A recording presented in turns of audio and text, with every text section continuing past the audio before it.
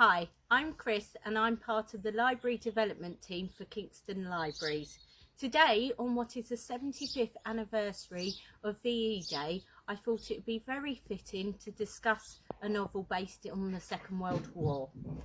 I will be reviewing one of my favourite novels, Suite Française by Irène Némirovsky. Although this book is not actually about VE Day, but about the Nazi occupation of France, it is one of my favourite books on the period. It is available currently on Overdrive on e-audio, or you can reserve the ebook copy. Before I begin discussing the book, I firstly want to mention that there are a whole host of books currently available to you at home on ebook and e-audio. And even if you don't currently have a library membership, you can still sign up from home. On Overdrive, there is currently a shelf that has been created with books specifically on fiction and non-fiction on the Second World War. Our supplier Belinda has also put on the front page some related titles, so do go and have a look.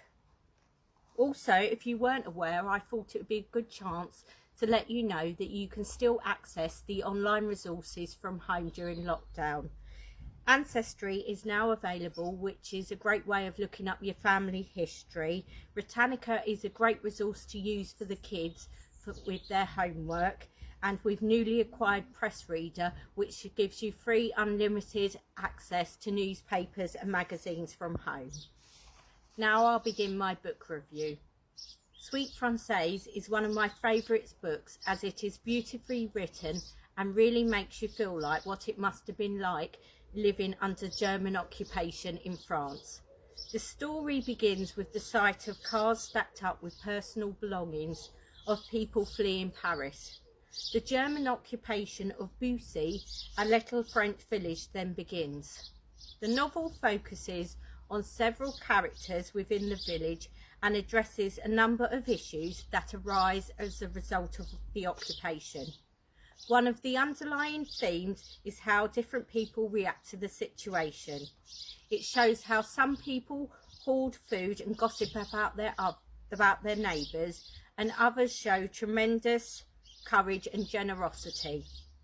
One of the main stories is a developing love between Lucille, who lives in the best house in the village and whose husband is away at war, and Bruno, the German officer who's residing in their house.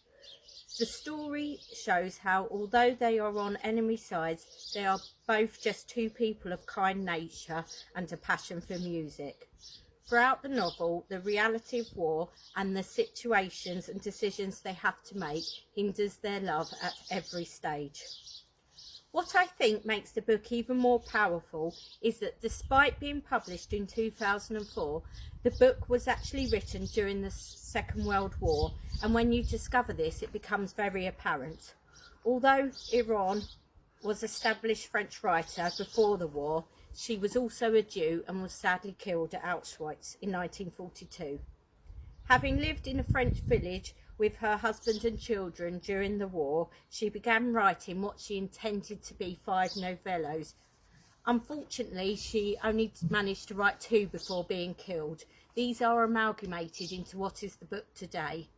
The book was only discovered 60 years later, when one of her daughters finally plucked up the courage to open what they thought was her diary, only to discover the manuscript. Although the novel is fiction, you can see from reading it how much it would have been influenced by her own personal experiences and that of her friends in the village. Alongside recommending the book, I would encourage you to read up about her life, which is also very interesting. The film is also very well done and well worth a watch. If you are doing the adult reading challenge this year, this book will also fit into a number of categories.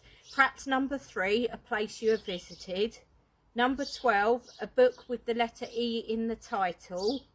Number 15, a librarian recommendation.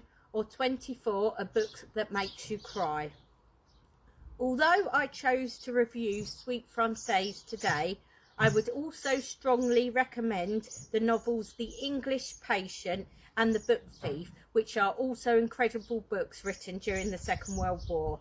Before I go, I just want to say thank you for listening, stay safe, and have a great day celebrating VE Day.